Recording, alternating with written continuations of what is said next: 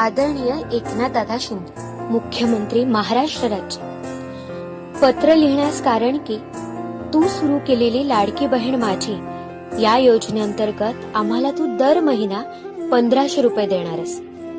पण दादा, आम्हाला हे पैसे नको आहेत. त्या बदल्यात तू गॅसचे दर कमी कर, विजेचे दर कमी कर, चांगले रस्ते तयार कर, ट्रॅफिकची समस्या सोडवण्याचा प्रयत्न कर, जेणेकरून तुझ्या भाऊजींना पैशांची चणचण लागणार नाही. त्यांच्या कमी पगारात, कमी कमाईत पण तुझी बहीण सुखी राहील.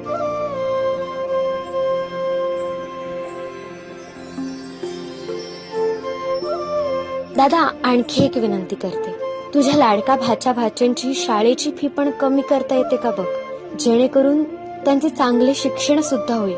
दादा, आम्हाला 1500 रुपये खरंच नको देऊ, पण आमच्या संसारात ज्या आवश्यक गोष्टी आहेत ना, त्या जरूर दे.